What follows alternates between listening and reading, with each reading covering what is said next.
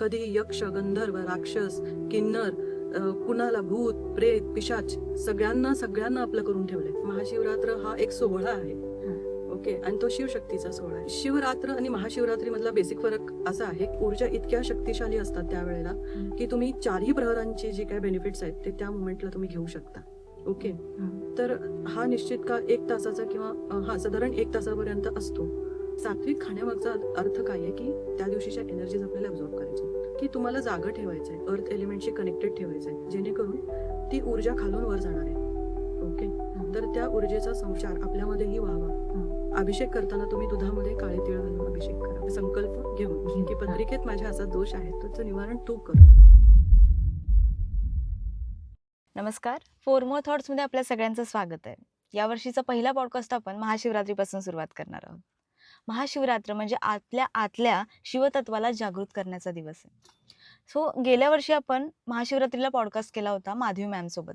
तो आपण रुद्राक्षावर केला होता की रुद्राक्षाचे प्रकार कोणते असतात आणि आपल्या जीवनावर त्याचे काय परिणाम होतात, आपल्यासाठी कोणता सुटेबल रुद्राक्ष आहे, हे सगळं आपण पाहिलं होतं. यावर्षी सुद्धा आपण माधवी सरमळे मॅमसोबत पॉडकास्ट करणार आहोत. पण यावर्षी विषय असा असणार आहे की महाशिवरात्र म्हणजे काय आणि महाशिवरात्रीचे आध्यात्मिक आणि वैज्ञानिक दोन्ही दृष्टिकोनातून आपण बघणार आहोत, त्याचे फायदे. त्याचबरोबर या दिवशी जप असेल, मंत्र साधना असेल किंवा पूजा कशी करावी हे देखील आपण जाणून घेणार आहोत. मॅडम नमस्कार. नमस्कार आणि तुमचं धनश्री. स्वागत आहे पुन्हा एकदा आमच्या शो मध्ये. धन्यवाद तुझे आणि तुमच्या टीमचे. मॅम कशा आहात तुम्ही? मजेत, एकदम मजेत. आणि महादेवांविषयी बोलायला नेहमी बोलवता तुम्ही. मला इतकी वेगळी चेतना येते ना माझ्यामध्ये, त्यामुळं खूप आनंद होतो मला इथे यायला. नाही, आम्हाला पण तुमच्याकडून खूप गोष्टी ॲक्च्युअली शिकायला मिळतात, आमच्या ऑडियन्सला देखील. कारण गेल्या वर्षीचा पण पॉडकास्ट आपला खूप छान गेला. बऱ्याच लोकांनी आम्हाला कमेंट करून सांगितले, मेसेज करून सांगितले आणि रुद्राक्ष बऱ्याच लोकांनी बाय केलेत हो, त्यामुळे. हो. आता ते बाय केलेले रुद्राक्ष महाशिवरात्र काय हे आपण जरासं यावर्षी घेतोय. हां. सिम्प्लिफाईड व्हर्जनमध्ये महाशिवरात्र काय आहे आपण जरा सांगूया प्रेक्षकांना, ज्यांना करायची फार इच्छा आहे. पण काही कारणास्तव त्यांना बऱ्याच थोडी माहिती आहे त्याबद्दल. तर आपण थोडं सिम्प्लिफाईड फॉर्ममध्ये कसं करता येईल प्रत्येकाला, लहान मुलापासून मोठ्यांपर्यंत घेण्याचा प्रयत्न करूया. हो. चालेल. आपण आता सुरुवात करताना मला विचारायचं आहे, की सगळेजण महाशिवरात्र म्हणलं की म्हणतात, की महादेव आणि पार्वती यांचा विवाह सोहळा त्या दिवशी झाला होता. म्हणून त्या दिवशी महाशिवरात्र साजरी केली जाते. मग ते तसं खरं आहे का त्याचे? आपण खऱ्या-खोट्यामध्ये नको पडूया. पण येस, महाशिवरात्र हा एक सोहळा आहे. हां. ओके, आणि तो शिवशक्तीचा सोहळा आहे. त्याला आपण लग्नाचं स्वरूप देऊ किंवा अन्य काहीही म्हणू. पण एक सोहळा आहे आणि त्या सोहळ्यामध्ये आपल्याला भाग घेता येणार आहे. कारण ती महाशिवरात्र आहे. कारण महादेव पृथ्वीवरती येणार आहेत आणि आपल्यालाही भेटणार आहेत. तर हा आनंद सोहळा फक्त आपण सहभागी होऊया आणि आनंद लुटूया. त्या लग्नाचा म्हणूया किंवा महादेव येण्याचा म्हणूया. कारण आपली कोणतरी जवळची व्यक्ती आपल्याला भेटायला येणार आहे. बरोबर. आणि असं म्हणतात, की आता महादेव आणि पार्वती दोन्ही आहेत. मग त्यावेळेला दोन्ही देवांची पूजा किंवा त्या दिवशी साधना करावी का? म्हणजे पार्वती देवीची देखील? साधनेकडे आपण थोडंसं नंतर गेलं तरी चालेल. आधी हां. आपण सुरुवातीला बघू, की महाशिवरात्रमध्ये नेमकं आपल्याला काय, म्हणजे कशा पद्धतीनं का साजरी करतो किंवा हां. काय? तर एक तर लग्नाचा हा जो काही तू विचारलास तो आहेच, सोहळाच आहे. हो. कारण इतक्या सतीच्या विरहानंतर जे महादेव शांत बसले होते, त्यांना परत सांसारिक जगामध्ये आणणं आणि आपल्यावरती कृपादृष्टी त्यांची राहावी यासाठी वैराग्यातून बाहेर आणून त्यांना इथे जे कन्व्हिन्स केलं, तर ते त्यासाठी पार्वती मातेचा जन्म झाला. म्हणजे आपण म्हणतो ना, वाट बघितली त्यांनी सतीची. आणि त्यानंतर पार्वतीच्या जन्मानंतर आता ती मोठी झाली आणि आता लग्न होणार आहे तिचे आणि ती परत मला मिळणार आहे. तर त्या आनंदात पार्वती आणि त्यांचा विवाह सोहळा आणि त्यांचं येणं, इतक्या प्रतीक्षेनंतर ती भेटणं आणि त्यानंतर पार्वतीच्या आई-वडिलांकडून नकार येणं, कारण ते वैराग्य अवस्थेत वगैरे त्यांना ते बघणं शक्य हां. नव्हतं. तर स्वीकारणं, त्यासाठी विष्णू भगवानांनी महादेवांना सजवणं आणि चंद्रशेखर अवतारात त्यांना आणणं. ही एक म्हणजे समर्पणाची, एक त्यागाची, एक वेगळीच भावना आहे, जी आपल्याला या महाशिवरात्रीमध्ये अनुभवता येणार आहे. तर ती एक ऊर्जा आहे. दुसरी गोष्ट म्हणजे ह्या वेळेला ना, जे महादेवांचं लिंगरूपी दर्शन जे आहे, हां. ते ह्या ब्रह्मांडाला मिळालं. ओके. सो महाशिवरात्री त्याला हां, दिवशी. हां. महाशिवरात्र दिवशी. तर ते आपल्याला तो एक प्रकटीकरणाचा दिवस म्हणून आपण साजरा करतो महादेवांचा. सो ती एनर्जी सुद्धा आपल्याला अब्सॉर्ब करायची आहे. पण आता असं बोलतात की दर महिन्याला एक शिवरात्र असते. मग ह्या 11 शिवरात्रीनंतर ही महाशिवरात्र का साजरी करतात मग? हां. शिवरात्र आणि महाशिवरात्रीमधला बेसिक फरक असा आहे, की प्रत्येक महिन्याच्या चतुर्थ तिथीला हां. जी शिवरात्री येते म्हणजे व्हेरी ईझीमध्ये सांगते. अमावस्येच्या आधी 1-2 दिवस हं. एक शिवरात्र येते ज्याला आपण शिवरात्री म्हणतो. तर ती महादेवांची उपासना करण्यासाठीच आहे किंवा जप तुम्ही करा, काही करा. त्यानंतर 11 शिवरात्री झाल्यानंतर जे फाल्गुन महिन्यात जी शिवरात्र येते चतुर्थी तिथीला, त्याला आपण महाशिवरात्री असं म्हणतो. हां. आणि महा म्हणतो ह्यासाठी की फाल्गुन महिन्यानंतर हिंदू नववर्ष चैत्र सुरू होणार आहे. ओके. आणि तिथं ओके. गुढीपाडव्यानंतर हिंदू नववर्ष आपलं सुरूच होतं. तर आता 11 झाले, कंप्लीशन आलं हां. आणि आता सगळंच कार्मिक ब्लॉकेजेस किंवा आपले जे काय आहे ते सोडून नव्यानं आपल्याला सुरुवात करायची आहे. तर तिथं महादेवांना भेटता येणार आहे. महाशिवरात्रीला ते खाली येणार आहेत, भेटणार आहेत आणि आपण त्यांच्याकडनं एक वेगळी ऊर्जा घेऊन नवीन स्टार्ट करायची आहे. ओके. सो महाशिवरात्र थोडक्यात. हां, हां. पण आता दरवर्षीची महाशिवरात्री ही वेगळी असते. मग या वर्षीची महाशिवरात्र यामध्ये काय वेगळा योग वगैरे आलाय का? हो, ह्यावेळच्या शिवरात्रीमध्ये ना एक छान गोष्ट झाली आहे. ती म्हणजे एक सर्वार्थ सिद्धी योग, त्रिपुष्कर योग हां. आणि अमृतसिद्धी योग असे 3 योग जुळून येतायत. ज्यामध्ये तुम्ही तुमचे काही मनोकामना असतील, काही मोठे प्रोजेक्ट्स तुम्ही घेणार असाल किंवा काही एक्झाम्सला फॉर्म भरणार असाल, काही मोठं करणार असाल तर किंवा आर्थिक उन्नतीसाठी तुमच्या काही इच्छा लग्नाच्या असतील तर त्या पूर्ण करण्यासाठी हे 3 योग चांगले जुळून आलेले आहेत. सेकंडली ह्यामध्ये चंद्र आणि सूर्य म्हणजे अगदी जवळ-जवळ असणार आहेत आणि तेही पृथ्वीच्या जवळ. हां. असं क्वचित घडतं की चंद्र आणि सूर्य एकत्र असतात किंवा जवळ-जवळ असतात. एकतर सूर्य म्हणजे दिवस हो. आणि चंद्र म्हणजे रात्र. हे दोन्ही पॅरलल चालतात, कधी एकत्र येत नाहीत. क्वचित येतात आणि तो हा दिवस आहे. तर सगळीकडून जर बघितलं आपण तर छान योग जुळून आलेला आहे. म्हणजे मॅनिफेस्टेशन त्यावेळेला चांगलं होऊ खूप शकतं. छान, खूप छान. आणि एक बोलतात की प्रहरांमध्ये पूजा केली जाते येस. महाशिवरात्रीची. ती नेमकी काय असते? प्रहर मी सिम्प्लिफाईड करून सांगते हां. कारण आपलं पॉडकास्ट सिम्प्लिफाईड हो. आहे. प्रहर म्हणजे काय, की 8 प्रहर असतात. हां. दिवसातले 24 तास. कॅल्क्युलेशनचा भाग आहे हा. 24 तासातला जर समज आपण 8 नी भागिले केले तर 3 तास मिळतात आपल्याला. 3 तासाचा 1 प्रहर. ओके. तर असे मिळून 4 प्रहर होतात दिवसाचे. समज सूर्योदयापासून आपण पकडलं तर सकाळी 6:30 ते संध्याकाळी 6:30 चा एक प्रहर. नाही ते 4 प्रहर झाले. हां. ओके. आणि संध्याकाळी 6:30 वाजल्यापासून पहाटेचे 6:30 हे पुढचे 4 प्रहर. हां. असे 8 प्रहर कंप्लीट झाले. ओके. हं. आता ही जी शिवरात्र आहे, याला रात्र म्हणतो आपण. तर 6:30 संध्याकाळच्या नंतरची जी पूजा आपण करतो किंवा उपासना करतो, त्याला आपण त्या प्रहरांमध्ये केलेली जास्त चांगली होते. कारण तिथं आपल्याला बेनिफिट्स जास्त मिळतात. ओके. ओके. तर अगदीच मी मिनिट्स अँड सेकंड्समध्ये न जाता सांगते, की 6:30 ते 9:30, 9:30 ते 12:30, 12:30 ते 3:30 आणि 3:30 ते 6:30. आता हे हां. दिवस कोणते?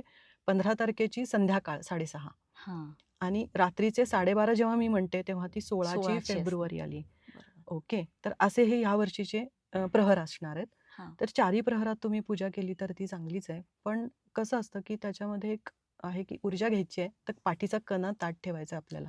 ओके. ओके. तर 4 प्रहर 12 तास आपल्याला बसणं शक्य नसतं. हं. तर जितकं बसता येईल काही तर केली तर चांगलीच आहे. आणि तो प्रदोष काळ असतो त्याला काय बोलतात मग ते? ते हां, ते एक सांगाल का? प्रदोष काळ म्हणजे सूर्यास्तानंतरचे जे पुढचे 45 मिनिटं असतात ना, हां. त्याला प्रदोष काळ म्हणतात. म्हणजे या काळात काहीतरी पूजा जर केली तर ती ते खूप काय चांगली रोजच असते. हां, ती रोजच केलीच तरी चालेल. म्हणजे कसं असतं 6:30ला समज आपला सूर्यास्त झाला, तर हां. तिथून पुढं 45 मिनिटं, 6:15 पर्यंत पकड, की महादेवांचा दरबार भरलेला असतो. रोज. ओके. हां. असं नाहीये की त्याच वेळेला. हां. तर त्या बसलेले असतात तुमचं गाऱ्हाण ऐकायला, तुमचे काही प्रॉब्लेम्स ऐकायला. तर तो प्रदोष काळ सुद्धा समजा तुम्हाला आता ह्या प्रहरांमध्ये पूजा करायला नाही जमली काही कारणास्तव, तर तुम्ही प्रदोष काळात सुद्धा पूजा केली तरी चालेल. चालतं. आणि एक निषिद्ध काळ एक बोलतात की हो, या काळात सुद्धा हो, पूजा हो, करावी म्हणून. हो. तो काळ कधीचा असतो? आता जसं मी सांगितलं, की महाशिवरात्र जी आहे त्याला संध्याकाळचे 4 प्रहर आपण पकडतो. म्हणजे हं. फॉर एक्झाम्पल ह्या वर्षीची 15 तारखेची 6:30 ते 12:30, हां. 12:30 ते सकाळचे 6:30 ही 16 आली हो. तारीख. आली. ओके. तर हे ज्यांना जमत नाही, इतकं 12-12 तास बसणं शक्य नाहीये. तर त्यांच्यासाठी सुद्धा एक असा पीक पॉइंट असं आपण म्हणतो, पीक आवर देतो, हां. की ज्यामध्ये तुम्ही खरोखर महादेवांना भेटू शकता. ओके. ह्या पीक आवरमध्ये काय होतं, की त्यांच्या ऊर्जा इतक्या शक्तिशाली असतात त्यावेळेला, हां. की तुम्ही 4ही प्रहरांची जी काही बेनिफिट्स आहेत, ते त्या मोमेंटला तुम्ही घेऊ शकता. ओके. हां. तर हा निश्चित का 1 तासाचा किंवा साधारण 1 तासापर्यंत असतो. तर ह्या वेळेला तो 12 वाजून 6 मिनिटं ते साधारण 1 वाजून 45 50 मिनिटांपर्यंत जातो. काही-काही जागेच्या लॅटिट्यूड, लाँगिट्यूडनुसार तो बदलत राहतो. तर इथे मी सांगू शकते म्हणजे प्रेक्षकांना सांगू शकते, की तुम्हाला जर कन्फ्युजन होत असेल, हं. तर अगदी सिंपल वेनं 12:30ला तुम्ही पूजा स्टार्ट करा. 1 वाजेपर्यंत बसलात तरी चालेल. म्हणजे हा काळ आहे, या काळात व्हेरी तुम्ही नाईस, व्हेरी पूजा नाईस. करा. म्हणजे बाकीच्या वेळेला संध्याकाळपासून तुम्हाला नाही पूजा करायला जमली तरी हां, ठीक आहे जमली नाही तरचा ऑप्शन हां, आहे. ओके. हां, जमवा. कारण 365 दिवसांपैकी एक 4च रात्री आपल्याला अशा मिळतात, ज्याला सिद्धरात्री आपण असं म्हणतो. हां. महाशिवरात्र, होळीची रात्र, होळीची रात्र. हां, दिवाळीची रात्र ज्यामध्ये आपण लक्ष्मीपूजन करतो. हां. आणखीन एक गोकुळाष्टमी, कृष्ण जन्माष्टमीची कृष्ण रात्र. आणखीन एक आहे जी शरद पौर्णिमेची रात्र आहे. अ, ह्या 5 आहेत. त्यापैकी 4 ह्या सिद्ध मानलेल्या आहेत. म्हणजे वर्षभर समजा तुम्ही काही गोष्टी करता. जसं आता आपण म्हटलं, की शिवरात्री 11 आल्या. हं. त्या नाही जमल्या आपल्याला. तर ह्या एका महाशिवरात्र केल्यानं, उपासना केल्यानं तुम्हाला त्या 4 शिवरात्रींचा बेनिफिट इथं मिळतो. ओके. बरोबर. दर शुक्रवारी तुम्ही लक्ष्मीची पूजा करता, काही करता, तर एका रात्रीत तुम्ही महालक्ष्मीला प्रसन्न करू शकता दिवाळीच्या महालक्ष्मीच्या पूजनानं म्हणजे हा रात्री. ग्रेस पिरियड तुम्हाला देवानीच दिलेला आहे. येस. की तुम्हाला जमत नाही, मुलांना जमत नाही म्हटल्यानंतर काही ऑप्शन्स देवच काढतो. हां. ओके. तर त्यातला हा बेस्ट ऑप्शन. ओके. आता तुम्ही पूजेचा उल्लेख केलाय. मग ती पूजा कशी करावी? म्हणजे सिम्प्लिफाईड रूपात सांगा. कारण खूप जण अवास्तव सांगत असतात, अशी करा, तशी करा. मग काही बेलपत्र असेल, म्हणजे गंगाजल अर्पण करायचं, वेगवेगळ्या पद्धतीने सांगत असतात. मग ते कशी करावी खरं पूजा? सांगू का? तुला जे करायचंय ते कर. हां. कारण ह्या महाशिवरात्रीला ना इव्हन केवड्याला आणि केतकीला पण माफी दिली आहे महादेवानी. हं. एरवी ती फुलं चालत नाहीत महादेवांना कारण त्यांना श्राप आहे. अलाउडच नाहीत त्यांच्या पूजेला. पण ह्या पूजेला ते अलाउड आहेत. याचा अर्थ असा आहे, की सगळ्यांना महादेव भेटणार आहेत. ओके. हां. तर पूजा सिंपल ठेवा, काही करू नका. मी काय करते मी सांगते, की सकाळी उठल्यापासून माझं नेहमीचं नित्य जे काही माझ्या देवाची पूजा मी करते. त्याच्यानंतर रेग्युलर रुटीनमध्ये थांबते. जे काय करायचं उपवास करते. ओके. कारण महाशिवरात्रीचे बेसिक 3च गोष्टी इम्पॉर्टंट आहेत, महत्त्वाच्या आहेत. त्या म्हणजे उपवास, हं. ओके. तुझा पूजा जी काय असेल ती आणि रात्रीचं जागरण. यापैकी जर प्रायोरिटी काय असेल, तर उपवास आणि जागरण. ओके. उपवास म्हणजे काय, की तुम्ही आता उद्या महाशिवरात्र आहे, तर आजच खिचडी, शाबू आणून ठेवले किलोभर, वेफर्स आणून ठेवले हां. 2 किलो, असं नका करू. ओके. सिंपल सात्विक जेवण जेवून सुद्धा तुम्ही उपवास म्हणजे तुम्हाला देवाच्या जवळ जायचं आहे. बरोबर. त्यांच्या सानिध्यात सतत राहायचं आहे. मग तो तुम्ही काम करत असतात, कर्मकांड आहे आपलं, ते करत असताना तुम्ही सतत त्यांचा जप डोक्यात चालू ठेवला पाहिजे. नॉट नेसेसरी की तुम्ही खाऊन पिऊनच तुम्ही उपवास केला पाहिजे. हे खाऊ नका, ते खाऊ नका. अरे, तुमचं मन शांत असेल ना खाऊन शांत म्हणजे सात्विक जेवण जेवून सात्विक खाण्यामागचा अर्थ काय आहे, की त्या दिवशीच्या एनर्जीज आपल्याला अब्झॉर्ब करायच्या आहेत. आणि हां. जर हेवी फूड खाल्लं किंवा तामसिक जेवण जेवलो, तर त्या एनर्जीज आपल्याला बेनिफिट घेता येणार नाही. पूजा सिंपल ठेवा. दुपारनंतर तुम्ही तुमची काय बिल्वपत्र किंवा फुलं काय आणायची धोत्र्याची फुलं, पांढरी फुलं आणून ठेवा. हां. 6:30ला ज्यांना रात्री जमणार नाही प्रदोष काळात पूजा करायला, 6:30ला तुम्ही प्रहरात जमणार नाही, त्यांनी प्रदोष काळात 6:30 ते 7:30 पूजा केली तरी चालेल. चालेल.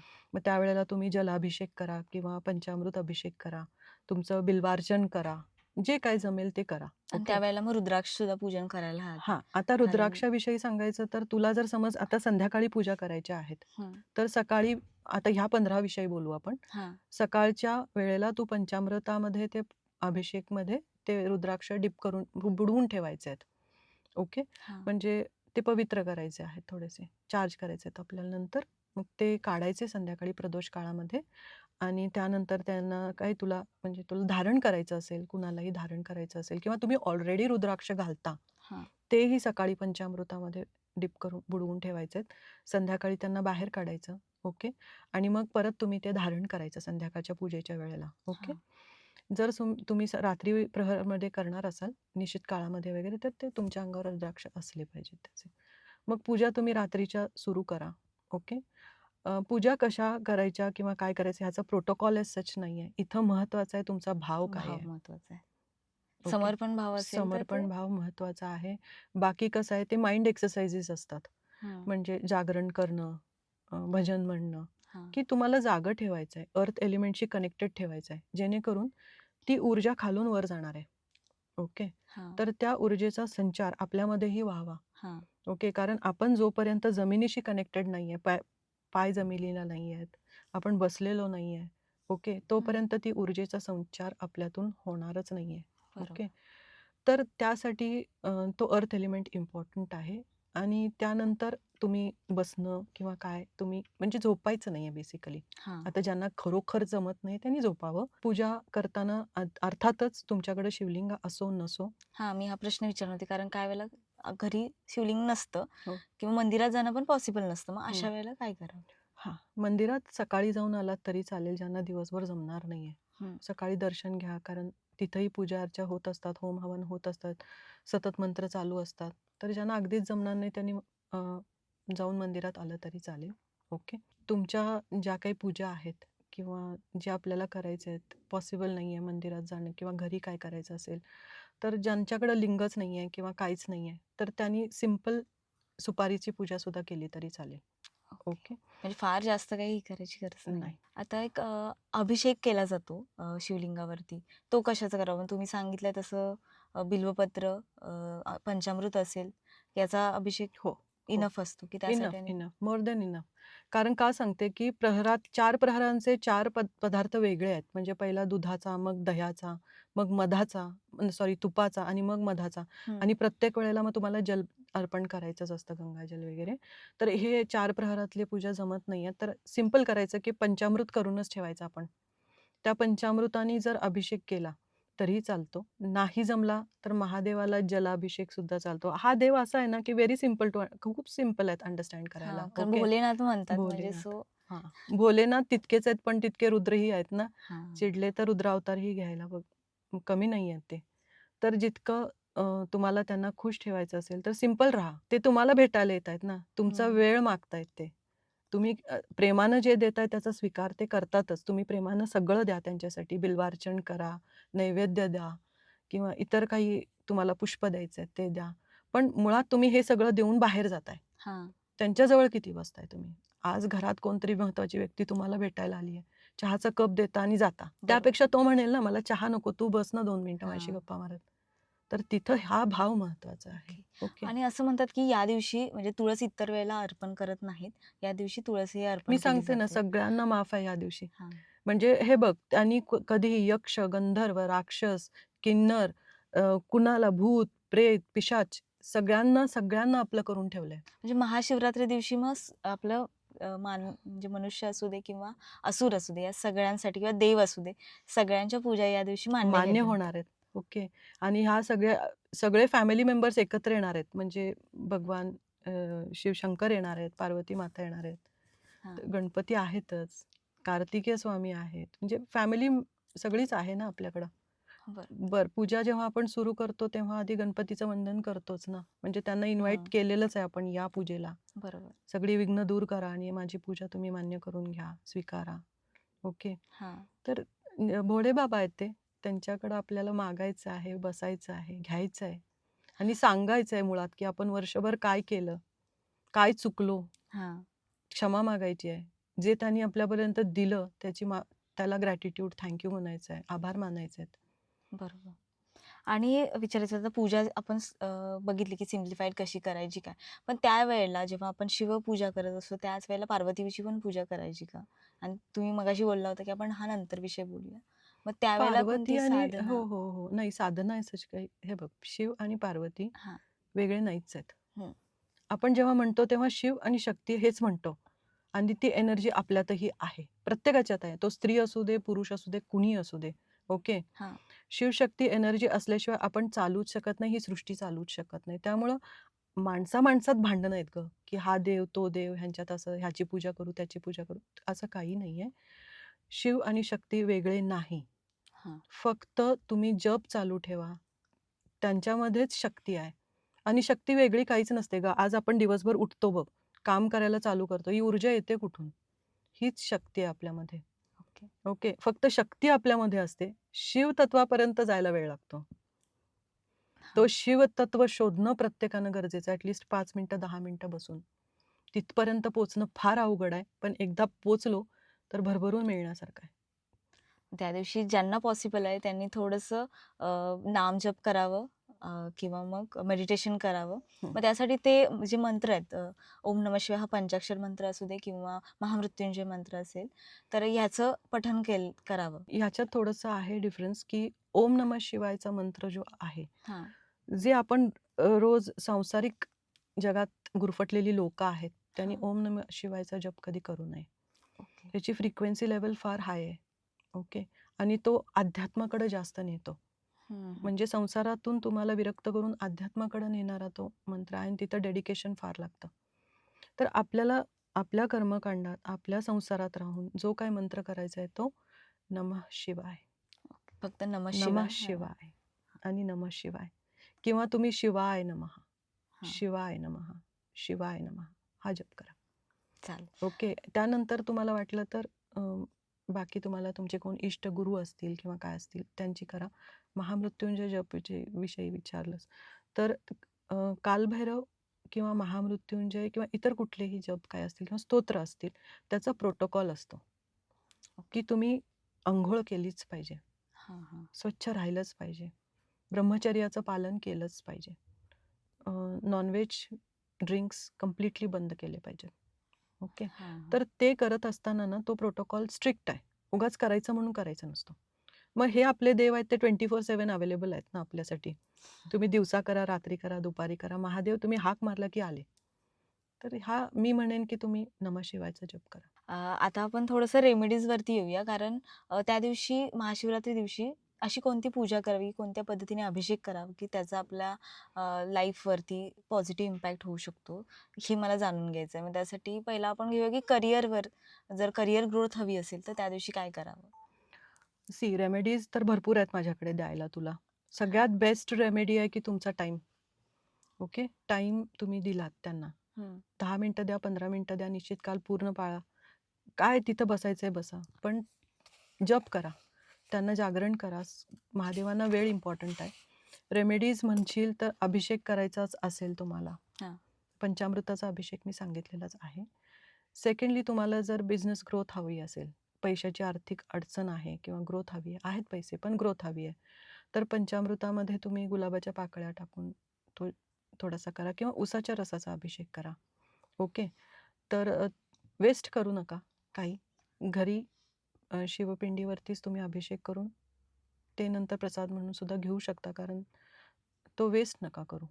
ओके. जर करिअर ग्रोथ असेल किंवा काय असेल तर त्याच्यासाठी तुम्हाला थोडंसं केशर आणि दुधाचा अभिषेक करा. आणि जर रिलेशनशिप इश्यूज असतील, तर त्यावेळेस रिलेशनशिप इश्यूजसाठी ना बेसिकली दूध आणि दही हं. त्यामध्ये थोड्याशा गुलाबाच्या पाकळ्या टाकून तुम्ही अभिषेक केला तर ते आणि हे होते. पण कसं आहे माहिती आहे का धनश्री, तू कुठलाही अभिषेक कर किंवा कुठलीही पूजा कर, जोपर्यंत तू संकल्प घेत नाहीस, तू का करतीयस, तोपर्यंत तो महादेवापर्यंत पोहोचत नाही, कुठल्याच देवापर्यंत पोहोचत नाही. संकल्प घेणं म्हणजे काय, की थोडंसं हातात पाणी आणि अक्षत हां. पूजेच्या सुरुवातीच्या आधी जेव्हा आपण गणपतीची आवाहन करतो किंवा आपल्या गुरूंना आवाहन करतो, की तुम्ही या, कुलदेवतेचं स्मरण करतो. आता मी समज जर आज इथं आवाहन करते देवांना, तर पाणी अक्षत हातात घेतलं आणि मी माधवी म्हणजे पूर्ण नाव घेतलं, हां. माझं गोत्र या ठिकाणी हा संकल्प करते, की मी कशासाठी हे सगळं करते, म्हणजे आज मी तुम्हाला हे अभिषेक करते हा कशासाठी करते हं. किंवा बिल्वार्चन करते हे कशासाठी करते, हे तुम्ही सांगा त्यांना, पर्पज सांगा, तरच ते ऐकतील, म्हणजे ते लवकर पोहोचेल त्यांच्यापर्यंत. मग त्यानंतर जर बघितलं तर पैशाचं प्रॉब्लेमचं असतील, तर त्यासाठी? हां, मी जे सांगितलं तेच तू कर. म्हणजे हां. उसाच्या रसाचा अभिषेक वगैरे ओके. तोच कर किंवा तेच. दूध, दही, गुलाबाच्या पाकळ्या घालून केलास तरी चालेल. ओके. आता जर समज कुणाचं तरी घर घ्यायचं स्वप्न छान आहे, हां. पण होत नाहीये काय करायला? तर त्याच्यासाठी एक रेमेडी आहे, की तुम्ही मधामध्ये थोडीशी पिवळी मोहरी घालून त्याचा अभिषेक करा. ओके. आणखीन एक आहे, ज्या आता या पिरियडमध्ये महाशिवरात्रीमध्ये आपल्या पत्रिकेतले कोणतेही दोष असू देत हं. किंवा ग्रह कुठले वक्री असू देत, काही असू देत, त्यांची जे काही कंट्रोलिंग पॉवर आहे ती महादेवांकडे आहे. मेन जो प्रॉब्लेम आहे तो 7.5 आहेच. हं. कालसर्प दोष आहे आपल्या कुंडलीमध्ये. तर जे आपल्याला वर्षभर काही करता आलं नाही, तर ह्या रात्री जागून तुम्ही करा. म्हणजे तुम्ही काय करू शकता? नाम नाम जप तर आहेच, जागरण आहेच. तर अभिषेक करताना तुम्ही दुधामध्ये काळे तीळ घालून अभिषेक करा. संकल्प घेऊन, की घेऊन. हां. पत्रिकेत माझ्या असा दोष आहे, त्याचं निवारण तू कर. ओके. ओके.